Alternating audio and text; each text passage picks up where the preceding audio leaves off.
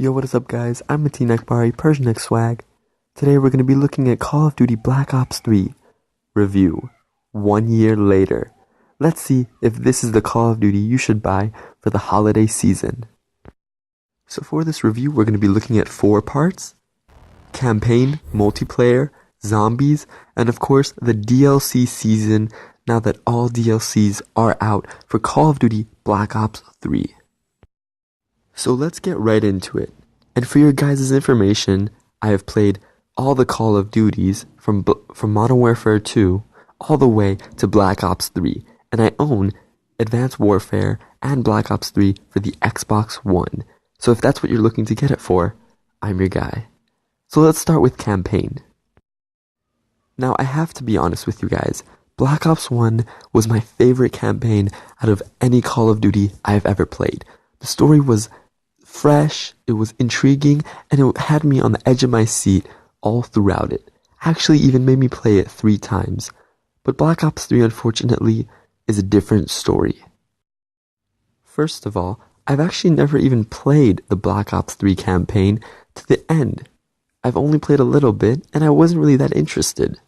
Black Ops 1 has a great story, Black Ops 2 built up on that, and Black Ops 3, it just went away. I don't even know what happened. Maybe it was Call of Duty Black Ops 3 having a more interesting multiplayer, zombies, or other game modes that got me really interested in playing Call of Duty Black Ops 3. But when I went to go play the campaign, I just couldn't even play it. It seemed a little boring and my mind was on the other parts of Black Ops 3, like zombies and multiplayer, which is where I spent most of my days. Actually, the gameplay you're seeing right now is campaign, and I just got this, and I can say throughout the whole thing, I wasn't really that interested in the story, in the gameplay, or anything like that. Granted, one thing Call of Duty Black Ops 3 did have in its campaign was new, innovative material. Things I've never seen before in Advanced Warfare or Ghost, or even Black Ops 2 for that matter. It was fun for quite a while, but after that I just lost interest and never really picked up the campaign again. So the campaign would get a 4 out of 10 for my review. If it had a 6 out of 10, just above average, I probably might play it. And hey, who knows, after this review, I might pick up the campaign and see what it's really about, even if it kills me. But for the sake of this review, the campaign gets a 4 out of 10, just below average. The next thing we're going to be focusing on is multiplayer in Call of Duty Black Ops 3. The multiplayer was quite fun. Maybe that's just because we had a beta before the game came out, which I didn't get to play. But the game has great graphics, great maneuvers. It built up on what Advanced Warfare didn't quite do so well. But actually, I had a really fun time playing Call of Duty Black Ops 3 multiplayer for the duration of its lifespan. I really enjoyed the specialists, both having a weapon and an ability you could pick from. I enjoyed ranking up, and I enjoyed the different gun variations, the colorful maps, the gun attachments. I also really enjoyed when it came time to play with my friends.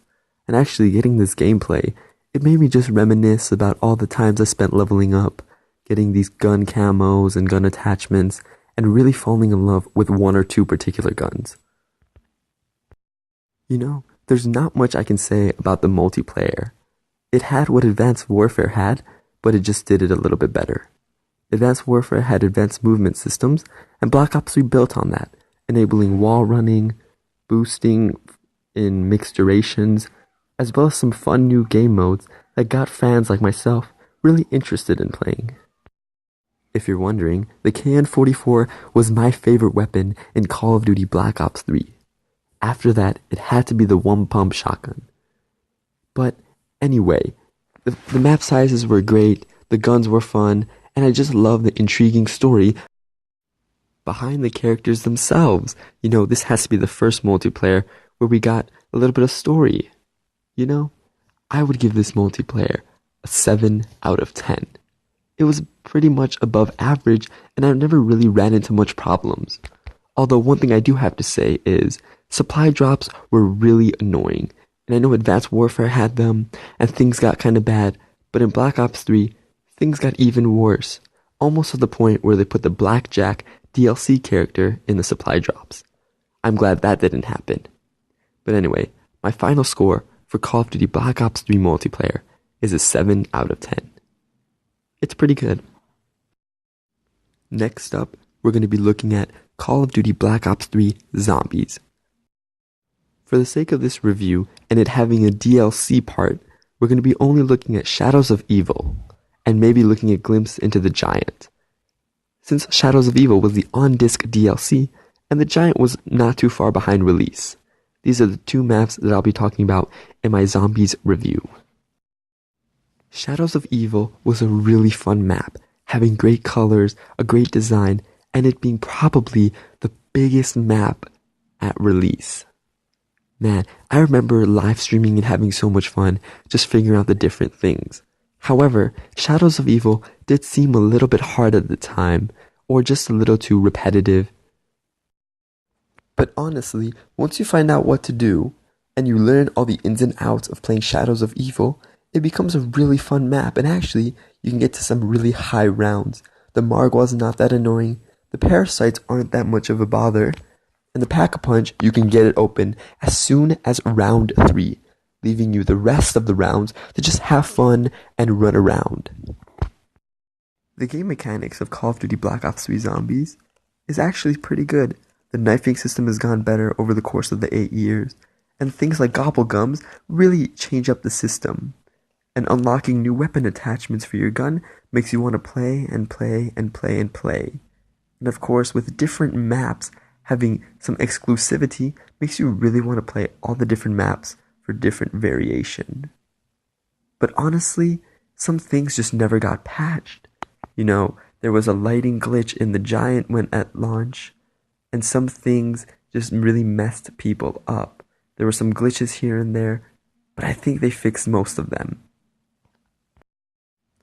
Also at launch, we got a new Zombies perk, Widow's Wine. Honestly, this has got to be my favorite perk in Black Ops 3. We'll talk about that a little bit later in the DLC portion of this review.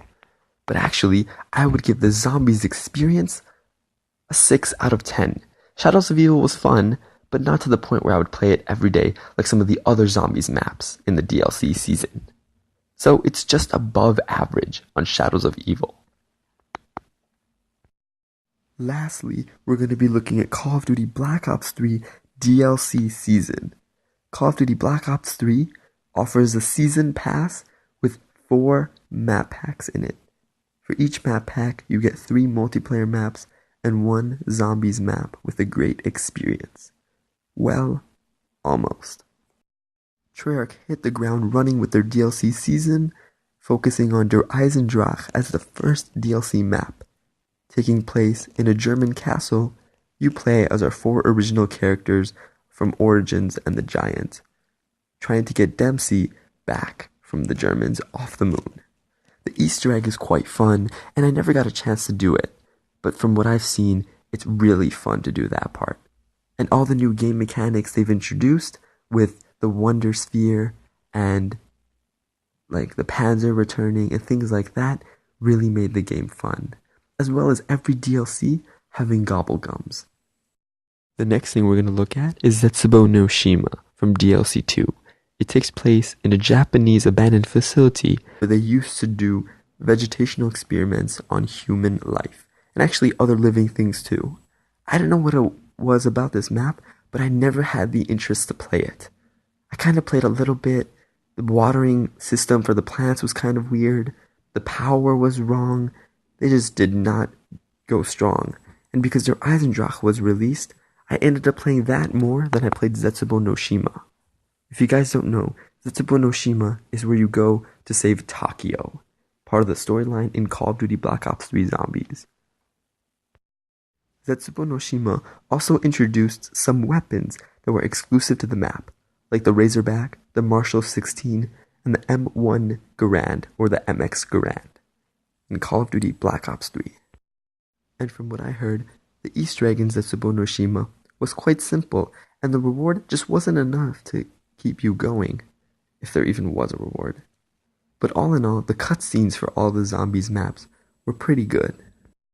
Now at this point, I should say, I haven't had ample time to play Zetsubo no Shima, Garad Krovi, or even Revelations.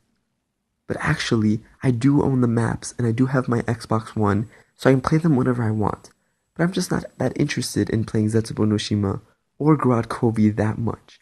I really enjoy playing Der Eisendrache, Revelations, and maybe Shadows of Evil and the Giant.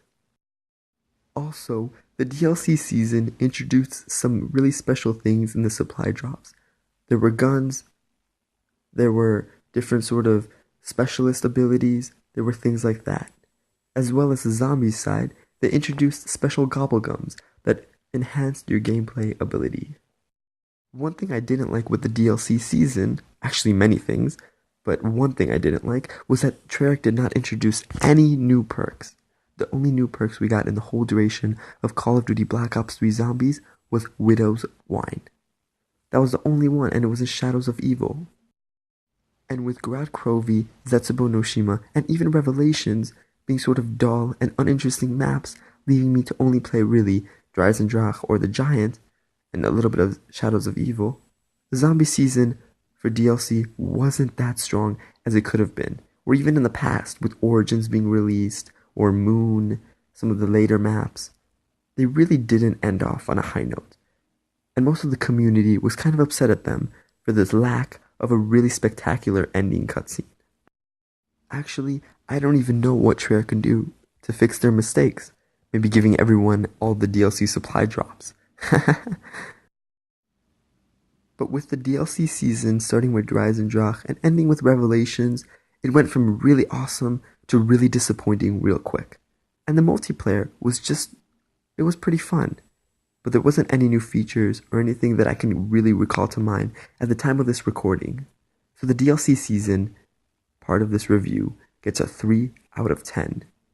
Man, Treyarch is lucky I'm not giving them a 1 or 2. They could definitely do better, with Origins and the Moon being released in previous Call of Duties. I have some really spectacular memories of ending DLCs with Treyarch, but this time I don't think it'll be happening. However, with that low review on the DLC season, that doesn't mean that Black Ops 3 is not the game for the holiday season. Actually, I would give this game in its overall review, in its entirety, a 7 out of 10. It was pretty good. The multiplayer made it great, and Der Eisendrache, and probably Revelations, and definitely the Giant, carried the DLC season for the most part. The gobblegums that were introduced were pretty good, but of course I never got a chance to use any of the premium gobblegums.